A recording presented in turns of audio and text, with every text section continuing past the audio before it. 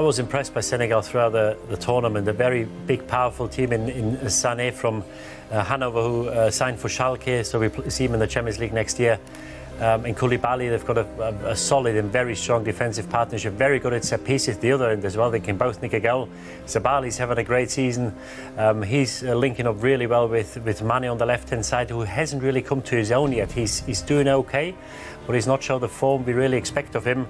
And the changes are the two Ndais in centre midfield come out. Kouyaté comes in, who we know from West Ham. And Balde comes in, who's a very quick striker, plays for Monaco. They paid a lot of money for him. He usually comes over the left-hand side for Monaco because Falcao plays a lone role up front. But yeah, he's got pace to burn, and very surprising in a way, because they only need a draw.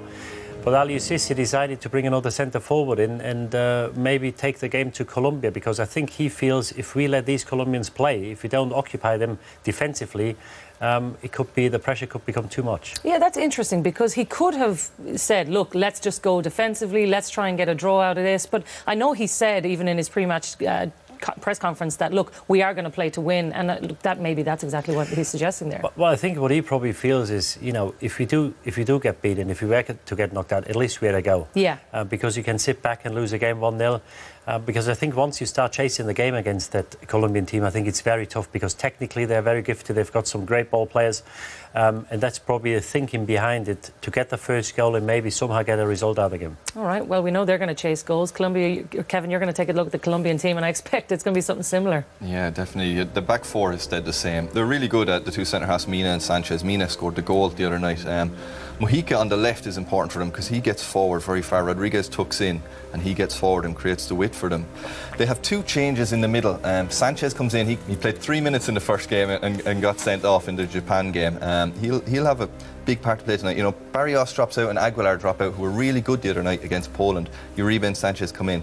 And then onto their front four of Cuadrado, James, Quintero and Falcao.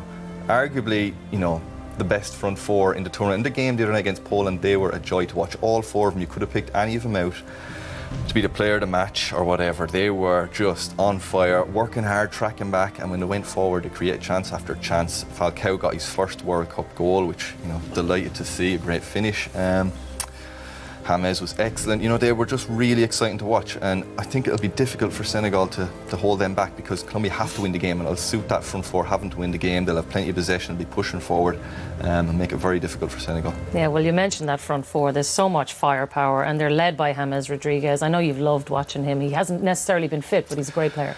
No, he was right. He wasn't badly injured. He was just rested in that first game. He had a slight calf injury. I think they thought they might be able to get away with him against Japan, but they brought him on when they needed him in the second half. And this is he's just after coming on here, and he's straight into the action. You know, good touch. He puts it over. He would have wanted to do better from here, but this is just after coming on the pitch. This game, he just comes short, gets it. He comes in off the left. He's sharp. He's quick, and he drives at players. He's always looking to look forward and drive at players. You know, nothing ends up coming out of this, but it just the way he turns, he creates chaos. This one is the assist for the goal. He's sharp. This looks like it was, you know, came up on the training pitch, but he's alive. The ball is great. He doesn't do too much. He knows Mina's 6'5", just hangs the ball for him. It's a great little ball. This one is the second goal against Poland. He's tracking all the way back to the second half here. He's working back, has enough presence about him to see the ball to Cuadrado, who obviously takes it on, and it's an excellent finish. But James made it. You know, people don't probably see that side of him as much. They see him as a goal scorer, 6 goals in the last World Cup, the Golden Boot. This one, I just threw in this clip at the end, just to show he's not afraid to get a good smack, and he gets straight back up after it. Falcao probably should have done better there, but he takes a great smack here, and he doesn't stay rolling around. He gets up to look to see where the ball's gone. Has Falcao scored or whatever? He's well able to take some hardship. You'd like Neymar to have a look at that one. Yeah, you know, it's nice to see a guy take a smack like that. People think soccer players or football players don't get hardship. They do, and it'd be better if they just sat up and look, see what happened afterwards, instead of, you know, always crying and rolling around and whatever. And he could have in that situation, because that was a big smack. What impressed me about them 4 guys, we did the game together the other day. You've got 4 players who are superstars in their own right. But the way they complement each other, the way they play together, there's not one of them where you think, well, he doesn't give him the ball now because he could look better than I do. You know, they do what's best for the team. They don't do what's best for themselves, coming back to the Germany team, because I think that's what happened in our team. these guys, they do exactly what's needed for the team, and we see it later with Falcao, the way he works for the team. Same with James, Quintero, they've been excellent, but they were selfless, and they just did everything what needed to be done to get a result against Poland. And I think they've got individual quality, but I think that's what makes them so dangerous.